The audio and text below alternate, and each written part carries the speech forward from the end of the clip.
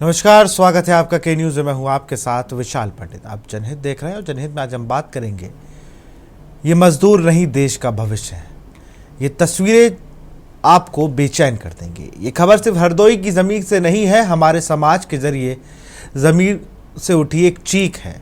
जिस उम्र में बच्चों को किताबों से खेलना चाहिए, स्कूल के मैदान में हंसना चाहिए, उस उम्र में उनके हाथों में थमा दी गई है खुरपी। और वो भी किसी आम व्यक्ति ने नहीं, वन विभाग के सरकारी कर्मचारी खुद इन मासूमों से खेतों में काम करा रहे हैं। आपको याद होगा, सब पढ़े सब बढ़े का नारा, पर यहां बच्चे पढ़ नहीं रहे हैं, बोझ ढो रहे हैं। तिनको सपने बुनने की उम्र में ही इन्हें जमीन की धूल में रौंदा जा रहा है। हरदोई के सांडी थाना क्षेत्र की वन विभाग की नर्सरी में बच्चों से मजदूरी करवाने का यह मामला न सिर्फ कानून के खिलाफ है, बल्कि इंसानियत के भी खिलाफ है।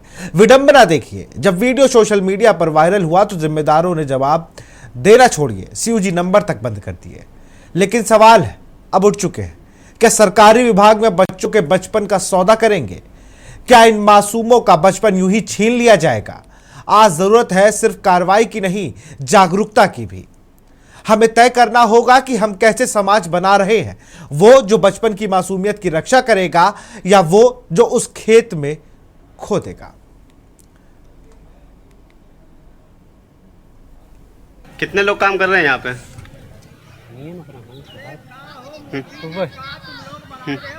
कितने पैसा मिलते हैं? हाँ? कितने पैसे मिलते हैं? 300 रुपये। और ये बच्चे लोग काम कर रहे हैं, इनको 300 रुपया बेड 300 रुपये मिलते हैं। किसने लगाया आपको कौन है? काम पर? किसने लगाया आपको? हमें हाँ। हमें मदन पास। और बच्चों को? अब बच्चों को हमें पता नहीं।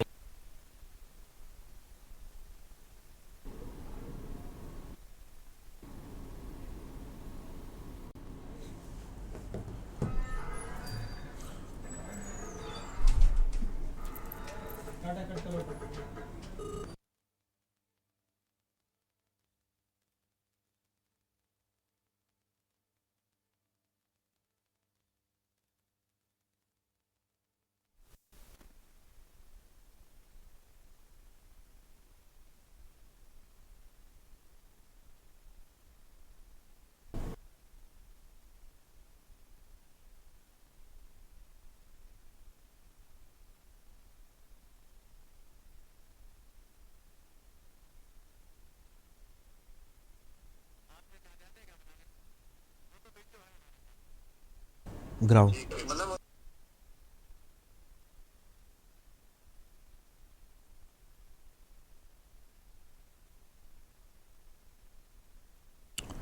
तो यह हाल है, खुरपी थमा दी गई, किताब छीन ली गई। ये तस्वीरें आपके सामने हैं, ये तस्वीरें बयां कर रही हैं कि क्या चल रहा है इस देश में। और हमारे साथ बात करने के लिए खास पैनल भी जुड़ा। अमलेन त्रिपाठी है, कांग्रेस प्रवक्ता, बहुत स्वागत है आपका। सैयद मोहम्मद अयान रिजवी हैं, पैरालीगल हैं और बच्चों के लिए बहुत काम करते हैं, आपका भी बहुत बहुत स्वागत है मोहम्मद अयान। अंबुज मिश्रा है, संवाददाता है, जिन्होंने ये खबर हम सब समक्ष रखी। ममता शर्मा है, सपा नेता, आपका भी बहुत बहुत स्वागत है। श्याम सलोने है, बीजेपी नेता। सबसे पहले अंबुज आपके पास आऊँगा। हरदोई में इस तरीके की बात करना, फिर अपने नंबर को बंद कर लेना, ये कहाँ तक जायज़ है? जिन हाथों में किताब होनी चाहिए, स्कूल का बॉक्स होना चाहिए, पेंसिल बॉक्स होना चाहिए, वहाँ पे खुरपी लाद दी गई, उनसे बोझा उठाया जा रहा है, जो भी मजबूरियाँ रही हों। लेकिन लिखा पढ़ी में जो चीज़ें हैं, कम से कम उनको मान लेते। इस गर्मी में जब आपको मजदूर नहीं मिले तो आपने बच्चों से मजदूरी करा दी। सरकारी अमला करवा रहा है, कोई प्राइवेट नहीं लोग लेके गए हैं, सरकारी अमला ये काम करा रहा है। अंबुज बिल्कुल, मैं विशाल बताना चाहूंगा, हरदोई के सांडी कस्बे क्षेत्र के अंतर्गत ये आने वाली तस्वीरें हैं, जहां पर वन विभाग का वहां पर नर्सरी है और नर्सरी के अंदर वहां पर नाबालिग बच्चों के हाथ में वन विभाग के कर्मचारियों के द्वारा 300 रुपए प्रतिदिन की दिहाड़ी के आधार पर उनको काम पर लगाने का ये मामला सामने आया हुआ है। इसका वीडियो स्थानीय लोगों ने बनाकर सोशल मीडिया पर वायरल किया और जब हमने इसके द्वारा वायरल वीडियो की पड़ताल की तो पता चला कि ये सांडी वन विभाग की नर्सरी का वीडियो है। और उसको लेकर जब हमने वन विभाग के आला अधिकारी, स्थानीय जो वन विभाग के रेंजर हैं, साथ ही जिला लेवल के जो अधिकारी हैं वन विभाग के, उनसे बातचीत करने की कोशिश की तो उन्होंने पहले तो कहा कि अभी हम बात कर रहे हैं आपसे, लेकिन उसके कुछ देर बाद उन लोगों ने अपना सीयूजी नंबर तक ही बंद कर लिया। सबसे बड़ी लापरवाही देखने को मिली हुई है। वहीं अगर बात करें दूसरी जगह तो बेसिक शिक्षा विभाग के अधिकारी का नंबर मैंने कई बार ट्राई किया, लेकिन उनका नंबर नॉट रीचेबल बता रहा था, उनसे संपर्क नहीं हो पाया। लेकिन सबसे बड़ी बात यह है कि सरकारी सिस्टम पर सवाल ये खड़ा होता है कि जो मासूम है, नौनिहाल बच्चे हैं, उनको स्कूल परिसर में पढ़ाई के लिए भेजना चाहिए। सर्व शिक्षा अभियान के तहत तो सरकार भले ही दावे और वादे करे कि जो नौनिहाल बच्चे हैं हर बच्चा स्कूल जाएगा, लेकिन इन तस्वीरों ने एक बार फिर से झकझोर कर मिसाल रख दिया हुआ है कि किस तरीके से जो मासूम है, नौनिहाल बच्चे हैं, उनको वन विभाग के कर्मचारियों के द्वारा मात्र 300 रुपए प्रतिदिन की दिहाड़ी के आधार पर वहां पर काम करवाया जाता है और उसका वीडियो सोशल मीडिया पर वायरल होता है। वायरल वीडियो होने के बाद जो जिम्मेदार प्रशासनिक अधिकारी हैं, मामले को संज्ञान लेने की बजाय अपना मोबाइल ही स्विच ऑफ कर लेते हैं। एक बड़ी लापरवाही हरदोई जनपद में वन विभाग के अधिकारी व शिक्षा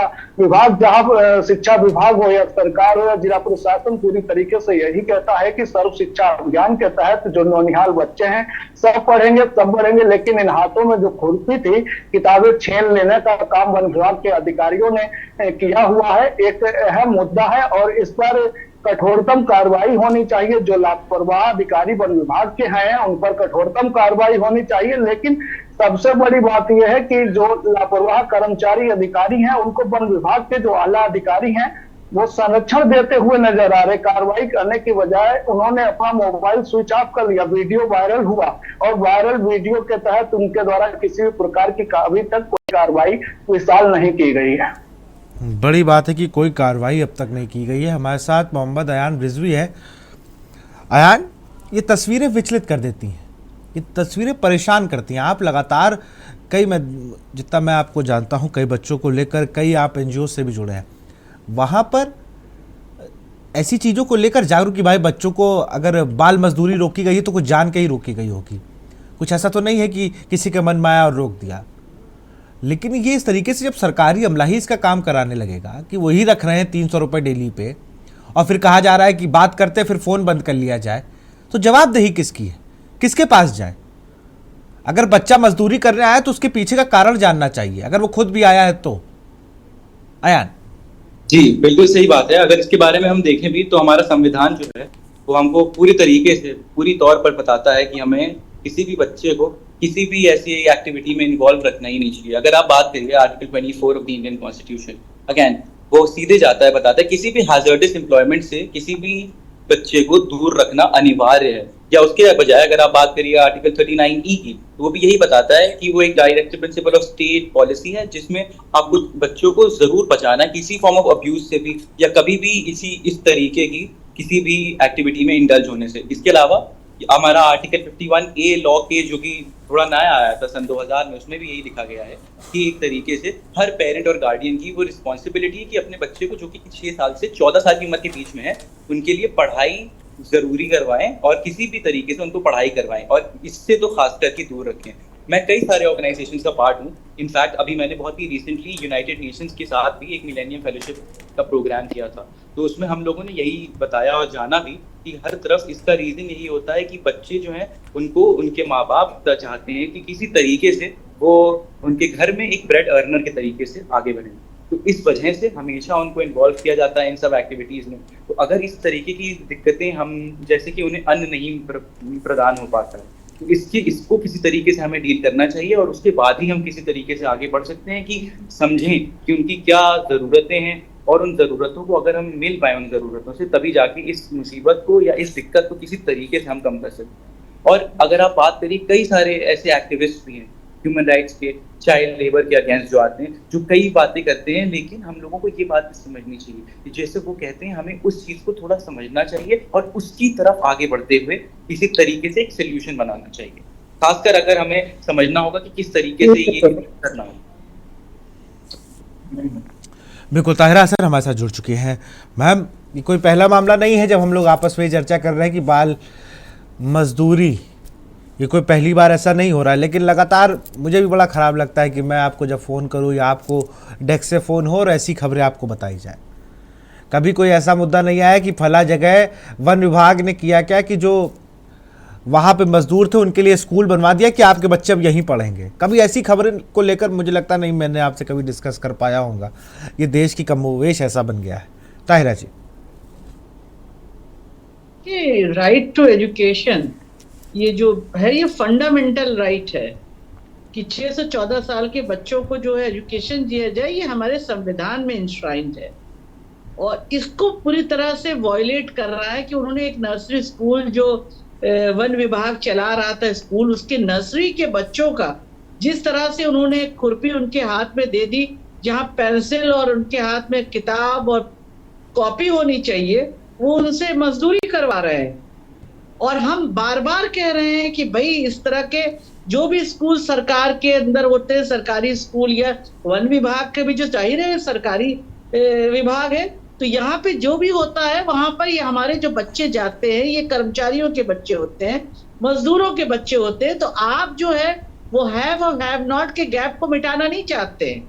आप नहीं चाहते हैं कि बेहतर भारत बने, आप नहीं चाहते कि वो खाई जो है उसको खत्म किया जाए। इसीलिए मैं बार बार कहती हूँ कि क्वालिटी ऑफ एजुकेशन मतलब बिल्कुल सेम एजुकेशन मिलना चाहिए जो अमीरों को मिल रही है, वो हमारे ऑप्रेस्ड क्लास के बच्चों को मिलना चाहिए। एजुकेशन सिर्फ अमीरों की बपौती नहीं है कि जिसके जेब में पैसा है उसको बेहतर एजुकेशन दी जाएगी। अगर हमारा संविधान जो बाबा साहब भीमराव अम्बेडकर का संविधान है, अगर उसमें ये निहित है कि हर एक बच्चे को एजुकेशन मिलना चाहिए, क्वालिटी ऑफ एजुकेशन मिलना चाहिए, सिर्फ एजुकेशन नहीं कि रिक्शा पुलर का बच्चा है तो बाद में रिक्शा पुलर ही बनेगा, मजदूर का बच्चा मजदूर बनेगा। वहां क्वालिटी ऑफ एजुकेशन दीजिए, ऑलराउंड डेवलपमेंट उस बच्चे का भी हो, वहां पे लाइब्रेरी हो, छोटे बच्चों का स्कूल है 5th तक का है तो वहां पे उस तरह की उस स्तर की लाइब्रेरी बनाइए, प्लेग्राउंड बनाइए छोटा जहां पे वो बच्चे खेल सके। आप अगर इस बात को लेके नहीं चलेंगे तो कैसे होगा? हम तो इसकी लड़ाई लड़ रहे हैं, हम तो इसके लिए बराबर एक अपनी फाइट और स्ट्रगल कर रहे हैं, और वहां पे ये बात हो रही है कि उनके हाथ से किताब भी छीन ली, जो कुछ वो देना चाहते हैं एजुकेशन क्वालिटी नहीं वैसी एजुकेशन दे रहे थे, वो भी उन्होंने किताब ले ली, हाथ से पेंसिल उनकी छीन ली और उसके बाद उनके हाथ में खुरपी थमा दिया। तो मुझे लगता है कि सख्त एक्शन होना चाहिए इसके खिलाफ, क्योंकि ये हमारा फंडामेंटल राइट है, यहाँ वॉयलेट हो रहा है, हमारा संविधान भी वॉयलेट हो रहा है।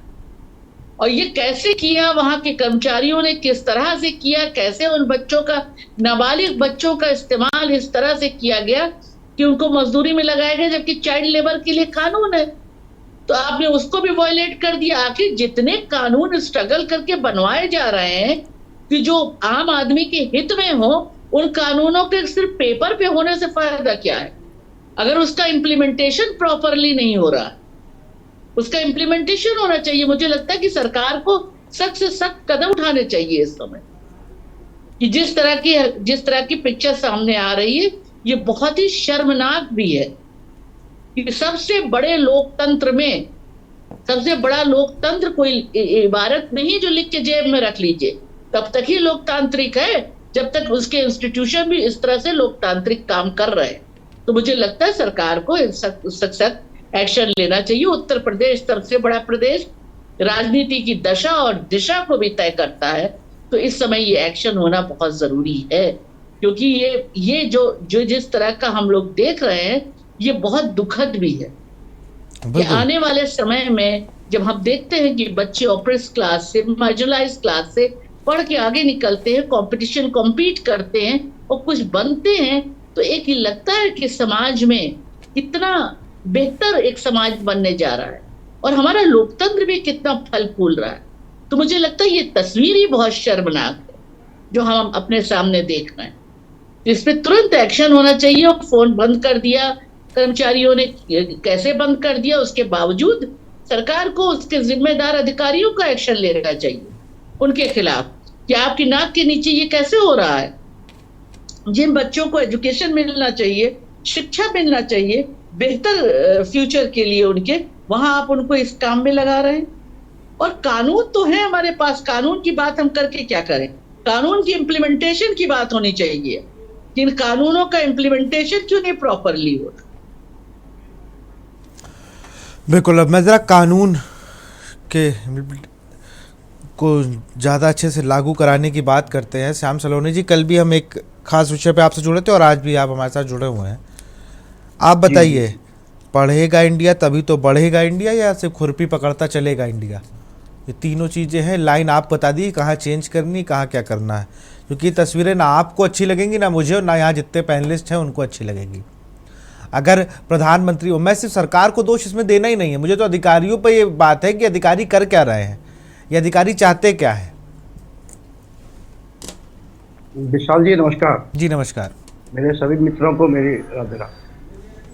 देखिए विशाल जी, सरकार तो हर पल प्रयास यही करती है कि बच्चों को स्वस्थ जीवन मिले, अच्छा भोजन मिले, अच्छी शिक्षा मिले, लेकिन पिछली सरकारों ने भी कुछ ऐसे करके गए हैं हालात उत्तर प्रदेश के कि अभी भी 8 वर्ष हो गए योगी जी को, और जब से कोरोना लागू हुआ, कोरोना के बाद से अब तक उत्तर प्रदेश में लगभग 13 करोड़ लोगों को हम लोग गरीब लोगों को राशन दे रहे हैं खाद्य सुरक्षा कानून के तहत। मतलब गरीबी की आदत ये है, अभी कितनी समय और लगेगा इससे निजात पाने में। ये चीज हम देख तो लेते हैं विशाल जी, दुख तो सबको होता है, हमको भी होता है, आपको भी हो रहा होगा, इसलिए जब चैनल पर हम लोग बैठे हैं। लेकिन मजबूरियां भी किसी की रही होंगी, तो अपने बच्चों से वो क्यों इस तरीके से कार्य करा रहे हैं। मजबूरी नहीं होती है, जबरदस्ती तो कोई अधिकारी नहीं कराएगा। कई कर्मचारी ऐसे होते हैं जब अपने बच्चों से वो अपनी जगह पर कह देते हैं ये काम कर लो, मैं दूसरे काम कर लूंगा, 2 वक्त की रोटी के लिए बेचारे लगे होते हैं। लेकिन अधिकारियों की गलती ये है विशाल जी, जब उनको पूरी सुविधाएं मिल रही हैं, बच्चों को पढ़ाने के लिए उनका पूरा व्यवस्था दी जा रही है, फिर अधिकारियों को फोन बंद कर देना चाहिए, उनको सामने आना चाहिए, परिस्थिति बतानी चाहिए।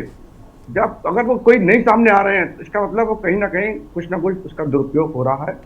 और ये केवल स्कूल में ही नहीं हो रहा है, कई ऐसी संस्थाएं हमने देखी हैं, कई ऐसी जगह हैं, कई ढाबों पर हमने छोटे छोटे बच्चों को बर्तन मांजते हुए देखा है। हम कहीं जाते हैं, हम उनको टोकते भी हैं, उनके मालिकों से ही पूछते हैं भाई ये बच्चों से काम करा रहे हो, तो वो यही मजबूरी बताते हैं। मैं उत्तर प्रदेश की बात नहीं कर रहा हूँ, और भी कई प्रदेशों में जब हम कहीं जाते हैं, तो ये गरीबी का आलम जो पिछली सरकारों ने दिया है, धीमे धीमे इसमें से निजात मिलेगी।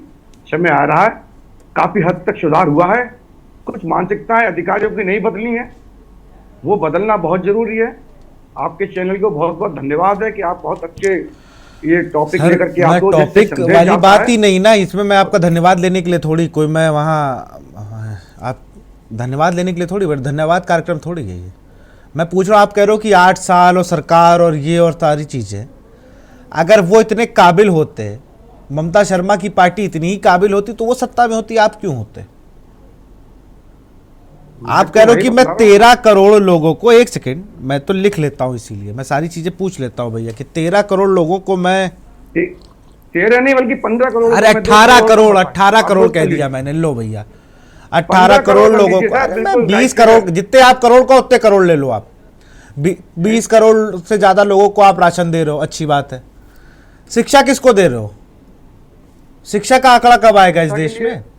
शिक्षा के लिए भी सर अभी सबसे एक चीज मैं आपको बता दूं, मैंने जब नीट का पेपर हुआ सबसे पहले मैंने बताया कि राजस्थान और बिहार में नीट का पेपर लीक हुआ, मैं क्लिप शेयर कर दूंगा। मैं आपको बता रहा हूं, शिक्षा वो विभाग था ना, आपकी पार्टी लेना चाह रही थी ना, एनडीए कोई घटक दल लेना चाह रहा था कि भाई साहब शिक्षा मुझे दीजिए, मैं बहुत अच्छे से चला लूंगा। किसी ने नहीं लिया। ये वो विभाग है जिसपे किसी का ध्यान ही नहीं जाता है भाई, एचआरडी मिनिस्टर का कोई नहीं, जिसका मन हुआ उसको दे दो, चलेगा अपने हिसाब से, किसी को एडिशनल दे दो, उसको इसी के साथ कोई और विभाग दे दो। तो जहां पर ये हालत हो ना, वहां पे कुछ नहीं होता है। और ये आपके समय से नहीं, ये तो चला आ रहा है जयराम नरेश से लेके अब तक, कि सिंगल एचआरडी मिनिस्टर किसी को दिया ही नहीं गया कभी।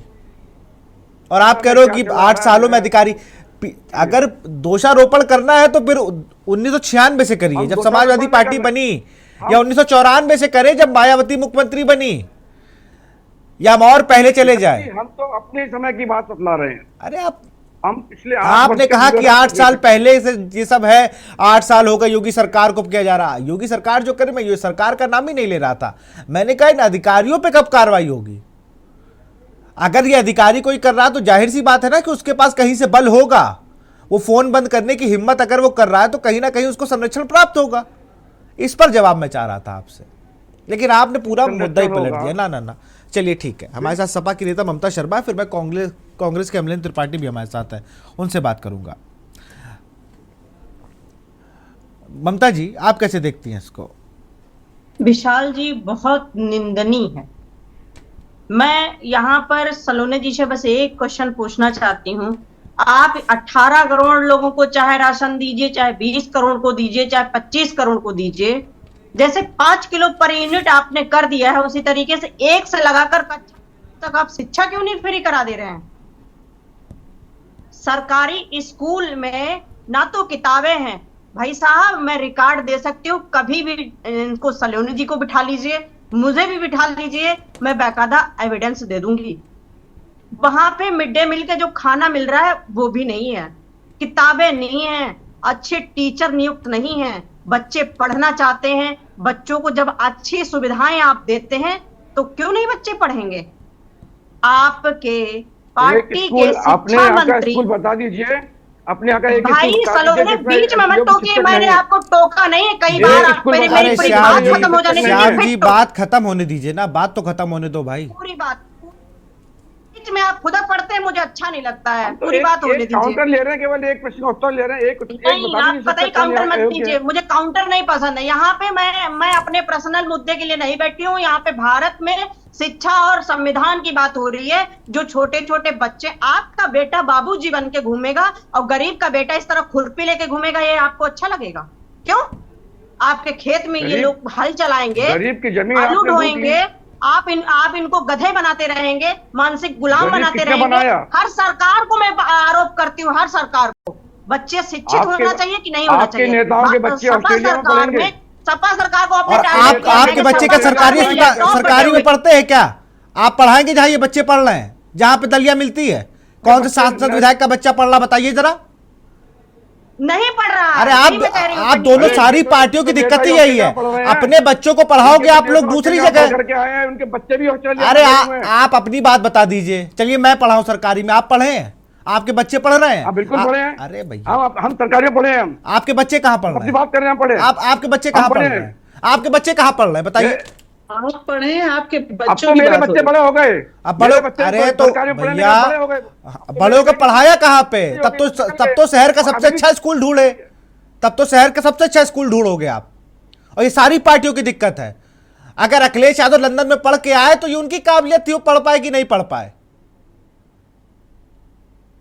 चलो भैया, बात बीच में खत्म होने दीजिए करिए, फिर इसके बाद में सरकार का महीना मंडन किया करिए। जहाँ राष्ट्र की बात आए, वहाँ एजुकेशन की बात आए, जहाँ अपने संविधान की बात आए, जहाँ अपने गरीबी बात आए, आप वहाँ बात करिए।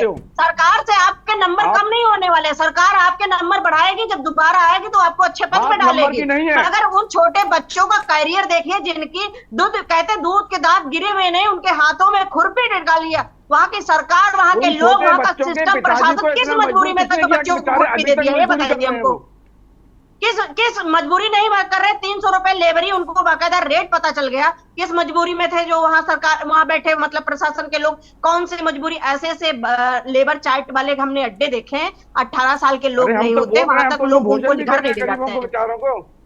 फ्री की बिजली भी दे रहे हैं, फ्री का बिजली दे रहे हैं। किस इनको कहाँ से कहाँ बिठा देते हैं? हम कई बार आपको बोलते हैं, आप ना व्हाट्सएप यूनिवर्सिटी और फेसबुक यूनिवर्सिटी बढ़ना बंद करिए। आप रियल में उतरिए जमीन में और आप उसको देखिए कि वास्तव में दिक्कत कितनी हो रही है। यूनिवर्सिटी का इस्तेमाल आप ही लोग करते हो, हम लोग बिल्कुल रियल कर रहे हैं। बी और रियल आप। चलिए ठीक है, मैं आप दोनों को रोकूंगा। श्याम जी, अब मेरा आपसे खास तौर पर निवेदन है कि जब कोई अन्य प्रवक्ता बोले तो आप प्लीज थोड़ा सा धैर्य रखा करिए, सुना करिए, क्योंकि यहाँ सब लोग ऐसा नहीं है कि सब लोग एक साथ बोलेंगे तो खिचड़ी बन जाएगी, और वो खिचड़ी खाने लायक भी नहीं होगी, क्योंकि बहुत महत्वपूर्ण टॉपिक है जिस पर आप चर्चा करने बैठे। ताहिरा जी के पास चलूंगा। ताहिरा जी, देखिए, अभी बात हो रही है कि कितने 15 करोड़ लोगों को राशन दे रहे हैं। भाई आप राशन दे रहे हैं, लेकिन ये बता रहा है कि गरीबी रेखा के नीचे कितने लोग हैं। तो क्या ये स्वस्थ लोकतंत्र के लिए अच्छा संकेत है कि यहाँ इतने लोग राशन पर निर्भर?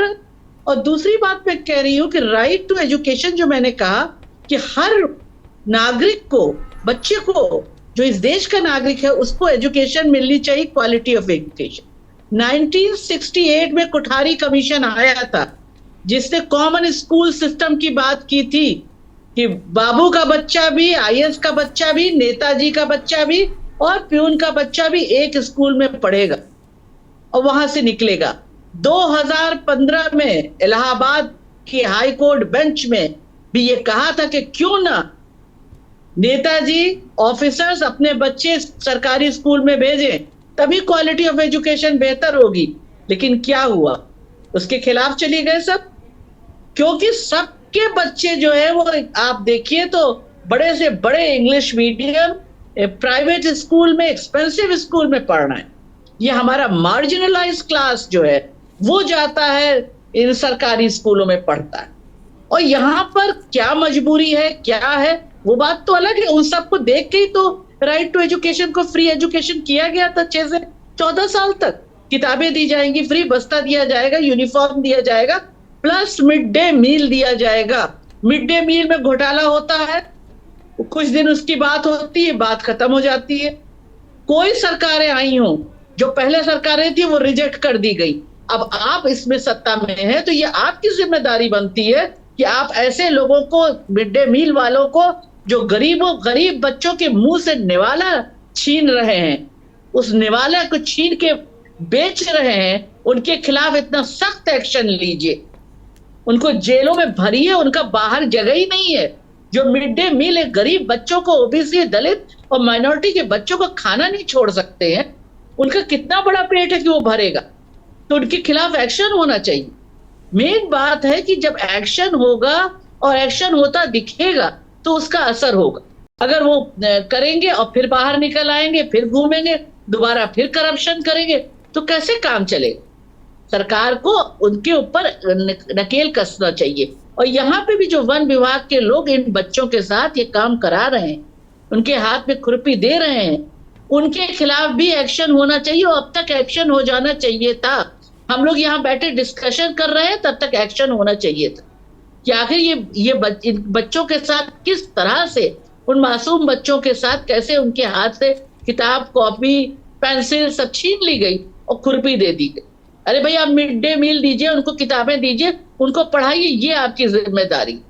जब आपने स्कूल खोला है उनके लिए, तो आपका काम है वन विभाग के लोगों का, अपने कर्मचारियों के लोगों के लिए, जो मजदूर हैं उनके बच्चों के लिए खोला है, तो आप उन बच्चों को पढ़ाइए। क्या आपने उनके बच्चों को, मजदूरों के बच्चों को मजदूर बनाने की कवायद शुरू कर दी है? आप चाहते नहीं है कि हैव एंड हैव नॉट का गैप खत्म हो?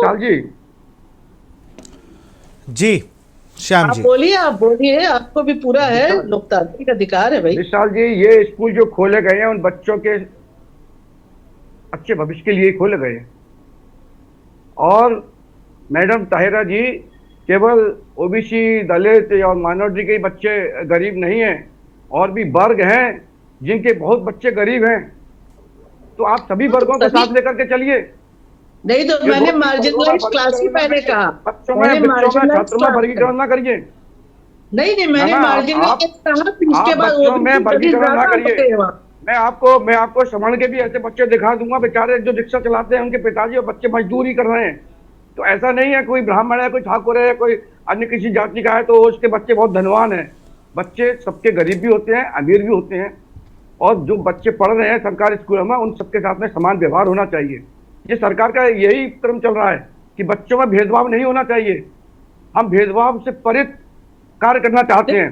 योगी जी की सरकार, मोदी जी की सरकार, कितने केसेस सामने आते हैं ना, आप ही देखते हैं कि दलित बच्चों के साथ ये हुआ।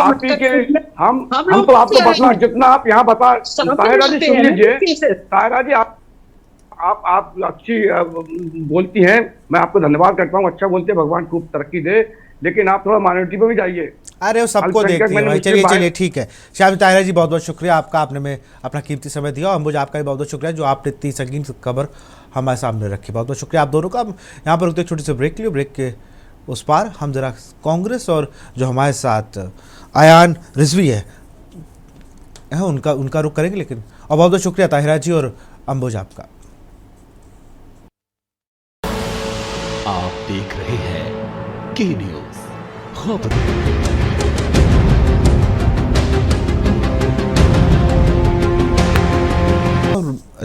बड़ी बात यह है कि अमलेंद्र हरदोई से ही हैं, तो वो चीज़ों को और अच्छे तरीके से समझ सकते हैं। अमलेंद्र, तस्वीरों को देख के आप क्या कहेंगे? बहुत ही दुखद और दुर्भाग्यपूर्ण है कि एक ऐसा जिला जो आबादी में सर्वश्रेष्ठ 3 जिलों में आता हो, लोकेशन में आता हो, और लखनऊ जहां मुख्यमंत्री निवास है उससे 100 किलोमीटर की महज दूरी पे है, वहां एक ऐसी घटना होती है। और एक महज छोटी सी घटना है, यहाँ सैकड़ों भट्टे हैं, वहां पे हजारों जो वर्कर हैं, चाइल्ड वर्कर है, वो काम करते हैं। आपने अच्छा सुना होगा कि यूनिसेफ है या जो बाल श्रम एवं श्रम मंत्रालय है, महिला एवं बाल विकास मंत्रालय, ऐसे बहुत सारे मंत्रालय हैं। बड़ा सा सवाल निकल के आता है इसमें से कि ये सब कर क्या रहे हैं आखिरकार, इनका क्या रोल है?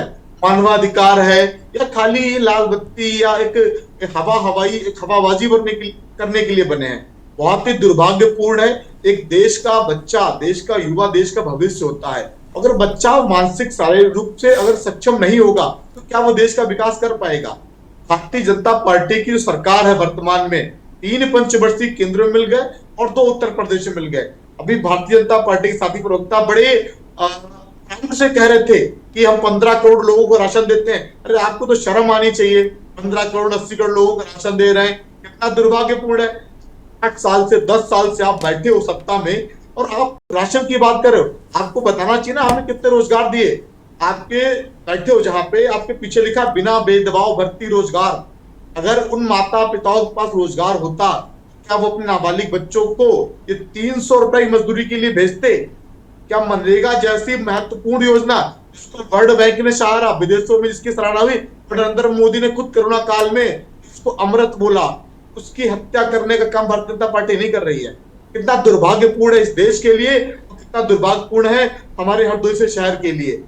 अभी मैं एक डाटा देख रहा था कि यूनिसेफ का डाटा था कि पूरे विश्व में 10 में से 1 बच्चा बाल मजदूरी का शिकार हो रखा है और भारत में 10 में से 3 बच्चे हैं जो बाल मजदूरी का शिकार हो रहे हैं। कहाँ गया सर्व शिक्षा अभियान का खोखला वादा? कहाँ गया राइट टू एजुकेशन? कहाँ गई मिड डे मील जैसी योजना? कहाँ 15 किलो राशन दे रहे हो? जब आप उनका मानसिक, सामाजिक, आर्थिक डेवलपमेंट नहीं दे पा रहे हो तो क्या आप उनसे आशा रखते हो कि वो भविष्य में कुछ अच्छा कर पाएंगे? देखिए, बहुत ही दुखद और चिंताजनक है। सबसे पहले तो ऐसे लोगों पे कार्रवाई करनी चाहिए जो सत्ता में बैठे हैं। किसके सह पे हो रहा है ये निकल के जरूर आना चाहिए। आज उत्तर प्रदेश के हालात ये हैं कि हर जिले का कोई न कोई अधिकारी किसी न किसी नेता मंत्री के सह पर ही उसको विभाग या उसको क्षेत्र दिया जाते हैं, अन्यथा सचिवालय ड्यूटी लगा दी जाती है कि आप जाइए साइकिल की नहीं, वहां पे समोसे बांटिए, कितने क्या बटेंगे। उनको ये नहीं बताया जाता है कि आप अगर महत्वपूर्ण मलाईदार पद दिया जाता है तो किसी न किसी नेता मंत्री के सह पर दिया जाता है और वो उन्हीं के सह पे ऐसे काम करते हैं क्योंकि पैसा तो ऐसे ही आएगा, चुनाव भी लड़ा जाएगा। तो पहले ऐसे लोगों को फिल्टर करना चाहिए और उन पर कार्रवाई करनी चाहिए। जब एक भारत एक डेवलपिंग नेशन अभी कुछ दिन पहले था और बड़ा अच्छा ग्रोथ कर रहा था, लेकिन जब से 2014 से इनके हाथ में काट की हांडी लगी है ना, तब से पता नहीं क्या उथल मचा दिया है। कभी जात के नाम पे, कभी धर्म के नाम पे लोगों लड़ने काम कर दिया। एक बहुत ही महत्वपूर्ण ले लीजिएगा। बिल्कुल लूंगा, बिल्कुल आंसर लूंगा। होती थी जब से भारतीय जनता पार्टी की सरकार आई है, कब जनगणना हुई शायद हमें भी नहीं आता, एग्जैक्टली हमें भी नहीं याद है कब करवाई गई थी। और वो कराई इसलिए जाती थी कि कुछ फिगर एंड फैक्ट्स निकल के आए और उस पर चर्चा हो सके कि जनगणना के बाद ये डाटा निकल गया कि इतने बच्चे हैं, इतने ये काम कर रहे हैं और सरकार उनके खिलाफ पॉलिसी बना सके। पंडित जी, आपने क्यों नहीं ओपन की उसको? चलिए ठीक है, मैं आऊंगा अभी आपसे और भी सवाल लूंगा। अमलेंद्र रोकूंगा आपको, हमारे साथ अयान रिजवी जुड़े हुए हैं। अयान, मैं जरा लीगल वे पे जानना चाह रहा हूँ। अगर हम एक सेकेंड, मैं दोनों लोगों को रोकूंगा, दोनों पॉलिटिकल पार्टीज को मैं रोकूंगा, अयान का रुख करूंगा। अयान, अभी आपने पॉलिटिकल पार्टी सुना 15 करोड़ 16 करोड़ या जो भी एक रेशियो है। अरे अमलेंद्र भाई रुक जाइए, अमलेंद्र रुक जाइए, श्याम जी आप भी रुक जाइए। मेरा सवाल यह है, आऊंगा आपके बाद भाई, पूरा समय दूंगा आपको, परेशान मत होइए। अयान, कि जब हम देखते हैं कि 18 करोड़ लोगों को मुफ्त राशन मिल रहा है, अच्छी बात है भाई, आप दे रहे हैं, ये आपके नजरिए से अच्छी बात है, लेकिन लीगल अगर हम चीजें देखें, 15 करोड़ बोला है सर, 18 लाख नहीं, 15 करोड़। अरे 15 करोड़ में एक चलिए छोड़िए उस चीज को, लेकिन जब पढ़ाई की बात आती है, हम ऐसे आंकड़े क्यों नहीं सुनते हैं कि हम 20 लाख बच्चों को, मैं 20 लाख की बात कर रहा हूं कि 20 लाख बच्चों को सरकार पढ़ा रही है, या इतने लोगों को सरकार ने कहा है कि इस साल हम मुफ्त शिक्षा देंगे। ये हमारे पास एक ऐसा कानून हो या ऐसा कुछ हो क्योंकि हम कई बार देखते हैं बच्चे बहुत अच्छे बच्चे हैं, स्कॉलरशिप सबको नहीं मिलती है और पढ़ना चाह रहे पढ़ भी नहीं पा रहे। अगर आप लॉ कर रहे हो या लॉ कर चुके हो तो आप बहुत अच्छे से समझते हो कि लॉ में जब बच्चे एडमिशन करते हैं, अमलेंद्र भी वकील हैं, उन्होंने भी लॉ किया है, तो ये चीज़ें बहुत आप लोग बहुत करीब से देखते हो, बाकायदा एक सब्जेक्ट है और कि भाई भारत में चल क्या रहा है, वो बहुत कनेक्ट करता है लोगों से। तो ये बड़ा देखने वाली चीज़ें होती कि हम एक तरफ राशन दे रहे हैं, इसका आंकड़ा तो जारी है, लेकिन कितने बच्चों को हमें पढ़ाना है ये आज तक कोई सरकार आंकड़ा नहीं दे पाई है। अयान जी बिल्कुल सही बात है, क्योंकि आंकड़ा देने के लिए एक सर्वेलेंस मैकेनिज्म का होना बहुत जरूरी है, लेकिन अगर हम ध्यान से देखें तो हमारे पास इस समय कोई ऐसा सर्वेलेंस मैकेनिज्म नहीं है जो कि ये देख सके। जब बात इतनी बार उठी मिड डे जो हमारी मील्स की बात होती है, ये भी एक ऐसा सोल्यूशन है जो कि काफी बार फेलियर से मीट किया है। क्यों? क्योंकि बच्चे जिस वजह से जाने लगे स्कूल वो था कि उनको अन्न प्रदान हो जाएगा, यही ऑब्जेक्टिव हो गया स्कूल जाने का। परंतु अगर हम इसको ध्यान से समझें तो यहाँ पे ये बात आती है कि पढ़ाई करने के लिए स्कूल जाना है, खाना खाने के लिए तो जाना नहीं है। लेकिन अब ये एक बहुत अच्छा सोल्यूशन है, लेकिन इसकी इम्प्लीमेंटेशन जिस तरीके से करी गई है वो हमारे लिए प्रॉब्लमैटिक है। अगर आप देखिए ओवर टाइम हिस्टोरिकली प्रूवन है कि जो भी कंट्री डेवलपिंग होती है वहां ऐसे प्रॉब्लम्स उत्पन्न करती है, specially under developed and developing countries में, क्योंकि देयर इज अ रीजन क्यों हमें डेवलपिंग या अंडर डेवलप्ड नेशंस कहा जाता है, क्योंकि एक ग्रेजुअल प्रोसेस है जिसके तहत हम धीरे धीरे ग्रो कर रहे हैं। अब ग्रोथ 100% अभी सिक्योर नहीं है, तो इसको करने के लिए ही हमें पहली चीज एजुकेशन तो इम्प्रूव करनी ही करनी है। इम्प्रूव कैसे करेंगे और जो भरोसा है लोगों का वो गवर्नमेंट स्कूल में क्यों और किस तरीके से डेवलप होगा, इस चीज पे सरकार को और थोड़ा सा फोकस करना होगा। जैसे 2018 में मुझे एक मौका मिला था लखनऊ के पूरे शहर में सारे जितने भी साइन बोर्ड्स हैं उनको चेंज करवाने का। मैंने माननीय मुख्यमंत्री जी को एक चिट्ठी लिखी जिसके तहत उन्हें लखनऊ में जितने भी गलत स्पेलिंग एरर्स दिए, जितने भी साइन बोर्ड्स नहीं होते हरे रंग के, आपने कई जगह पे देखे होंगे, तो उनको सही करवाने के लिए माननीय मुख्यमंत्री जी ने हफ्ते भर के अंदर उसको सही करवा दिया था।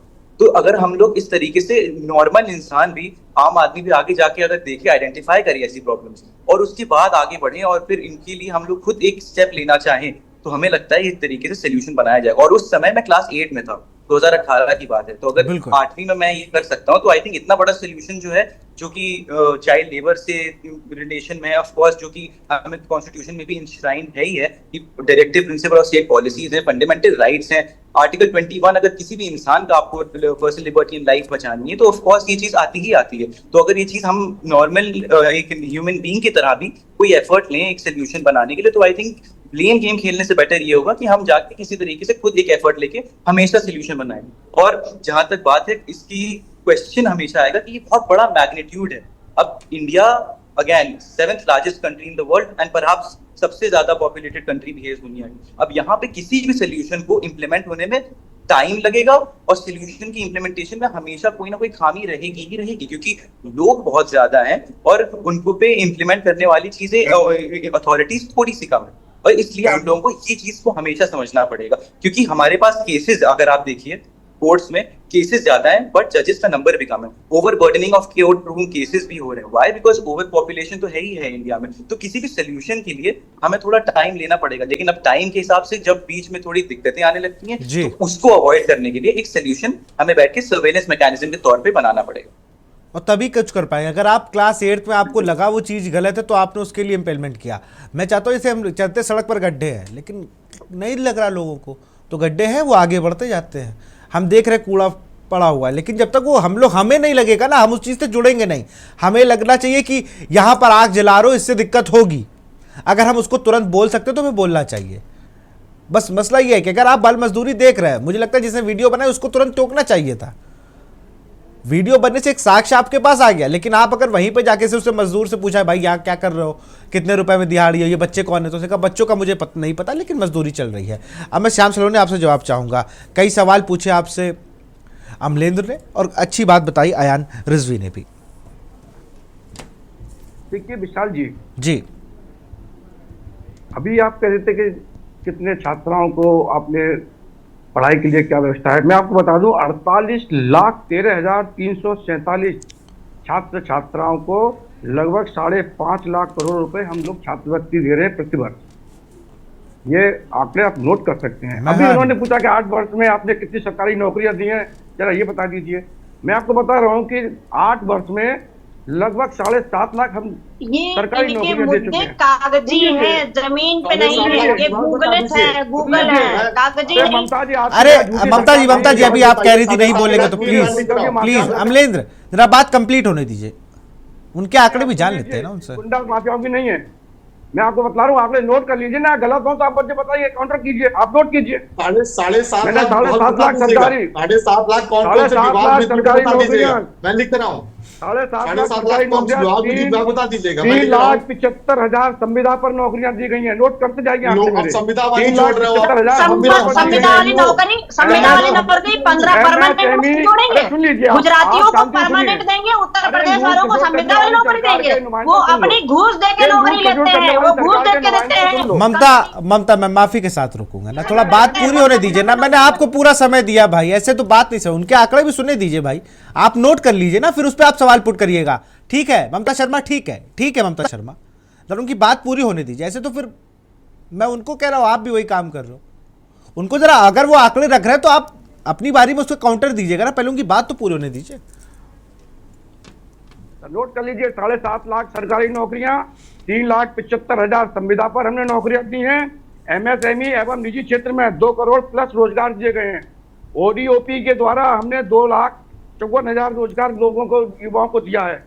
मुख्यमंत्री युवा रोजगार के द्वारा 2,27,000 युवाओं को हमने रोजगार दिया है। ये हमारे आंकड़े हैं और इस आंकड़ों को आप मिलान कर लें। मेरे समाजवादी पार्टी के मेरी बहन बैठी है, मेरे कांग्रेस के मेरे भाई मित्र बैठे हैं, आप खूब देख लीजिए, अगर कहीं पर भी आपको हेर फेर कोई गलत दिखाई दे वही बता दीजिएगा कि यहाँ पर हमने गलत आंकड़े पेश किए हैं। हम कोई गलत काम नहीं करते हैं और यही कारण है कि सरकार को जनता लाइक करती है। हाँ, आज का जो विषय है, मुद्दा, इस पर मुझे खेद है, जिस तरीके से बच्चों के साथ उन्होंने जो खुरपी उनके हाथ में देकर उनके भविष्य से खिलवाड़ किया है, वो शिक्षक, वो प्रधानाचार्य और वो जो वन विभाग के जो भी वहाँ के संबंधित अधिकारी हैं, उन पर कार्रवाई होनी चाहिए। हम भी सरकार से निवेदन करते हैं, आपके चैनल के माध्यम से करते हैं, अपने पत्र के माध्यम से करेंगे कि ऐसे लोगों पर कार्रवाई हो जिससे कि अन्य और कोई अधिकारी इस तरह की हरकत कर रहे हो कि वो सतर्क हो जाएं। इसकी मैं बिल्कुल समर्थन करता हूं कि ये गलत हो रहा है और ऐसे अधिकारियों के खिलाफ सख्त से सख्त कार्रवाई होनी चाहिए जो बच्चों के भविष्य के साथ खिलवाड़ कर रहे हैं। यही बच्चे इस देश का भविष्य है, वो मेरा बच्चा हो या आपका हो। ये बच्चों के साथ भविष्य का खिलवाड़ होने का मतलब है हम भारत को अभी से अपंग करना चाहते हैं। हम अपने जब विकसित भारत की बात करते हैं तो हम अपने भारत को अपंग नहीं होने देंगे। कुछ लोग इस तरह की हरकतें करते हैं अपने थोड़े से लालच के लिए, उनके खिलाफ कार्रवाई होनी चाहिए। मैं इस बात का पुरजोर समर्थन करता हूं, सरकार से मांग करता हूं, भारतीय जनता पार्टी का कार्यकर्ता होने के नाते, भारतीय जनता पार्टी का नेता होने के नाते, जो भी हूं, कि मैं चाहता हूं कि मेरी सरकार, आदरणीय योगी जी इस पर संज्ञान लें, संबंधित जो भी मंत्री हमारे संज्ञान लें, डिप्टी सीएम हमारे पाठक जी संज्ञान लें, और मैं खुद श्याम चरण बस अपने लेटर पर लिखूंगा और मैं मांग करूंगा इन अधिकारियों के खिलाफ सख्त से सख्त कार्रवाई होनी चाहिए। मैं वो लेटर भी आपको कल दिखा दूंगा। बिल्कुल, ये सबसे अच्छी बात अब आपने कही, पूरी डिबेट में आपने सबसे अच्छी बात अब कही कि मैं खुद मांग करता हूं कार्रवाई। बहुत अच्छी बात है, यही तो अयान रिजवी बताना चाह रहे थे कि कक्षा 8 में इन्होंने जो काम कर दिया वो अभी तक लोग करने के लिए हिचक रहे हैं। एक बहुत, मैं थोड़ा सा बताऊंगा आपको एक किस्सा। मेरे एक मित्र है, वो आरटीआई एक्टिविस्ट है। लोग उनसे पूछते क्या करते हो, कहते कुछ नहीं, बस जानकारी इकट्ठा करते हैं। अब उन्होंने 2 ऐसी जानकारियां ला के मुझे दी कि भाई जो ये आगरा में मेट्रो बन रही है इसका नक्शा ही नहीं पास है। बाकायदा मैंने खबर चलाई तो ऋतु महेश्वरी उसकी वो है कमिश्नर, उन्होंने बताया, बाकायदा हमारे संवाददाता को फोन किया कि भाई ये कैसे खबर, तो उन्होंने कहा आरटीआई में आप ही ने जवाब दिया है। मतलब वहां के प्रशासन ने जवाब दिया, वो भी आरटीआई मेरे पास है। तो जब आप चीजों को जानेंगे ना, पेड़ कट रहा है, मैं कह रहा हूं पेड़ कट रहे, क्यों कट रहे, कहाँ जाएंगे, क्या इनके आगे का वो है, ये पेड़ लगाए जाएंगे नहीं लगाए जाएंगे, इस पर भी वो आरटीआई लगा दिए। तो उनको पता चला कि भाई 11 रुपए मूल सरकार से अलॉट है लेकिन 9 रुपए में बेच दिए गए और बगैर सरकार को बताए नीलामी कर दी गई।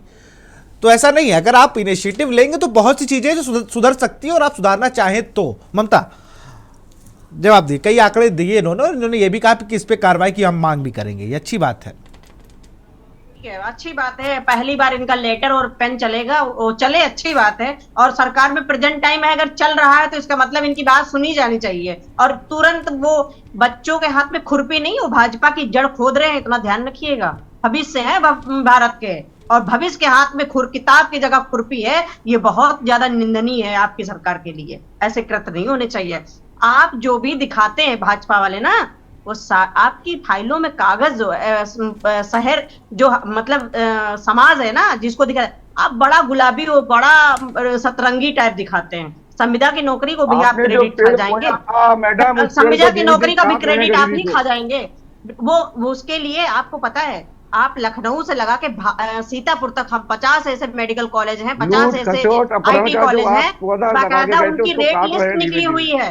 11 महीने की नौकरी होती है, बाकायदा 11 महीने की नौकरी होती है। 11 महीने के बाद अगर आपको नौकरी करनी है तो आपको नया आपको भरना पड़ेगा, कॉन्ट्रैक्ट भरना पड़ेगा, नया आपको पे करना पड़ेगा, तब आपकी संविदा की नौकरी होगी। 11,000, 12,000, 15,000 रुपए की सैलरी में उस परिवार के मुखिया से पूछिए क्या उसका परिवार चलता है क्या?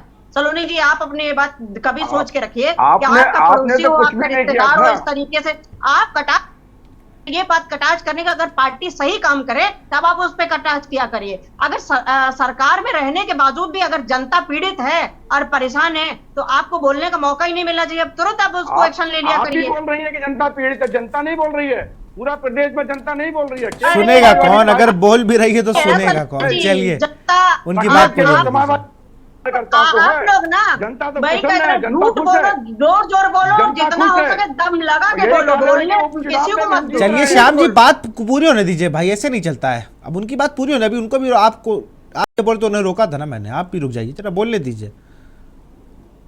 अब ये सब स्थिति के बावजूद ये लोग कहीं मानने को तैयार नहीं है। मिड डे मील भी गए चला गया, और अभी भी आपको ऐसे बहुत इनके जितने प्राइवेट स्कूल पे जितना ये फोकस करते हैं, सरकारी स्कूल में अगर एक अनावरण होता है और वहां पे अब 26 जनवरी मनाई जाती है, बताइए आपका मंत्री, विधायक, सांसद किसी सरकारी स्कूल में जाता है बच्चों को टॉफी बिस्किट देने?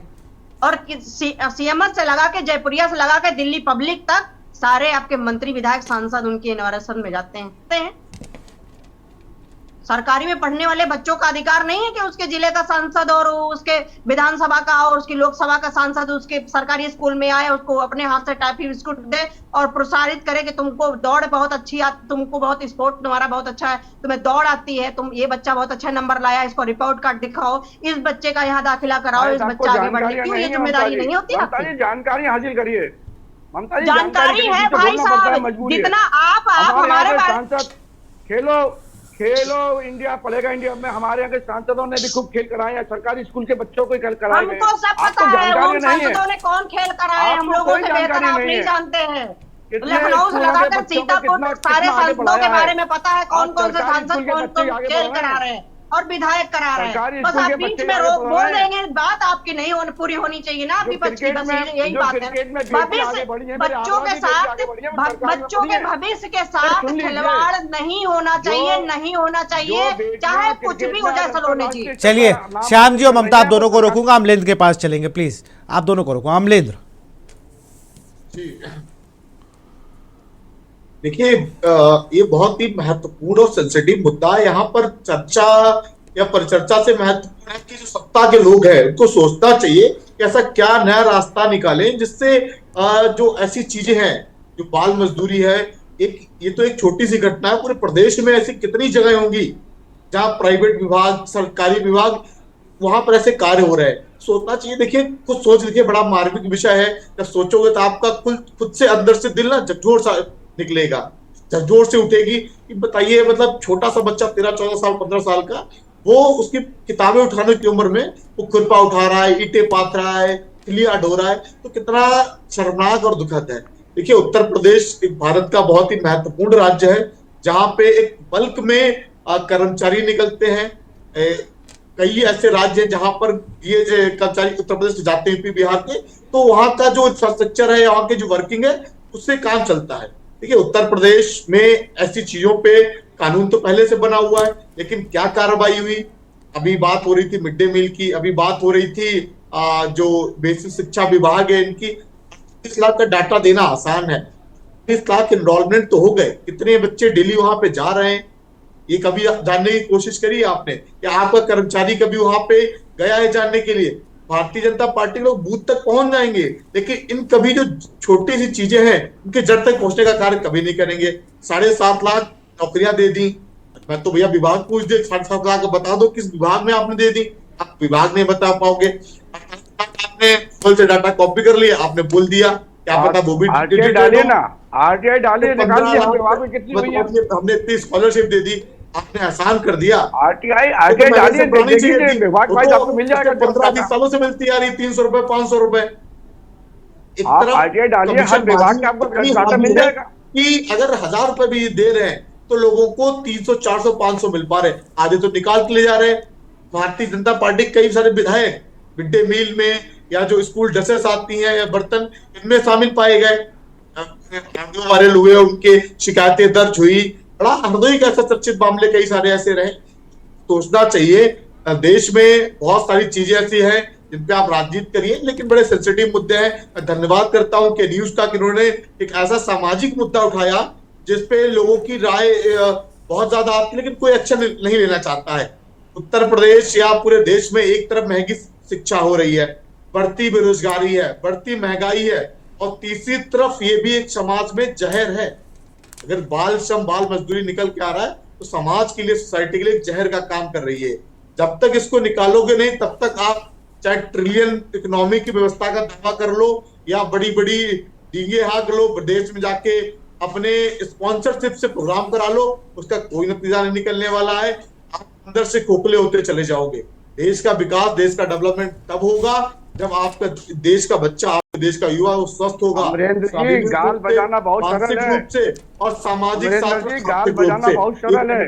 अब आपकी जिम्मेदारी आपने क्या किया था आपको मालूम है? आयोग का नाम बदलने से आपकी सरकार आएंगे, लगभग 70 साल से आपने सरकार चलाई, आपने क्या किया आपको मालूम है? जो NHRC हो गया, गली गली मोहल्ले मोहल्लों में, शहर में आपने बम तोड़वा के, चलिए बहुत बहुत चलिए ठीक है, बहुत बहुत शुक्रिया अमलेंद्र, बहुत बहुत शुक्रिया आपका भी शाम सुनिए। मैं फाइनल कमेंट लूंगा अयान रिजवी से। अयान, क्या भारत में वो समय आ गया है आपकी शिक्षा को लेकर?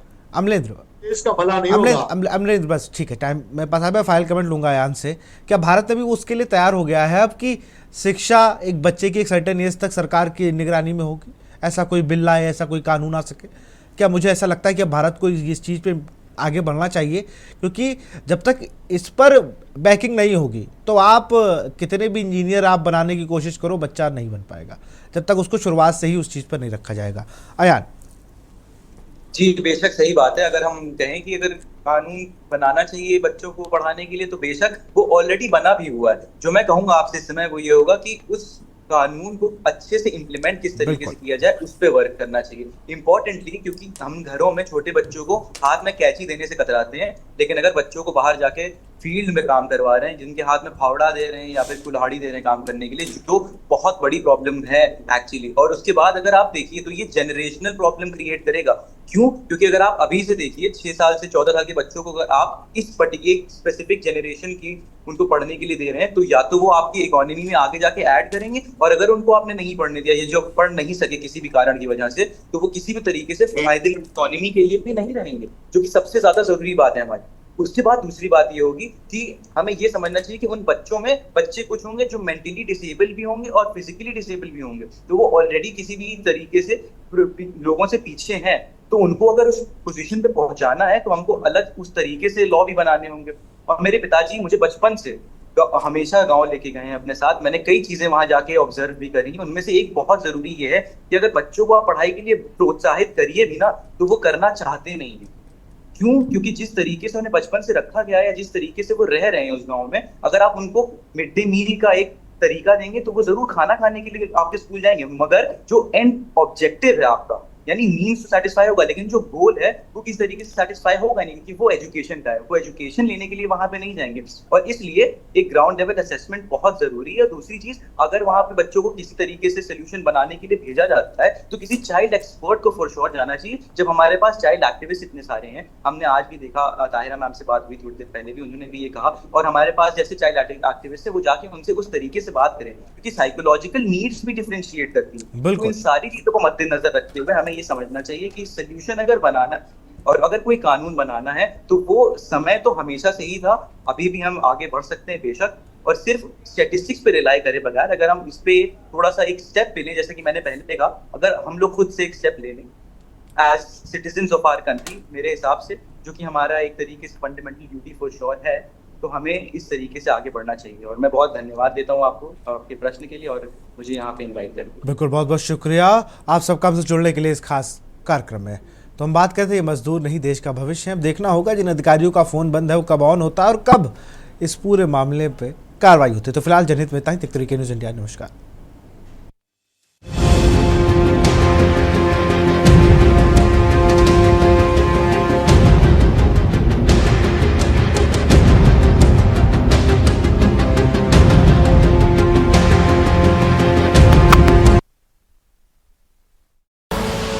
आप देख रहे हैं के न्यूज़, खबरों का सारथी।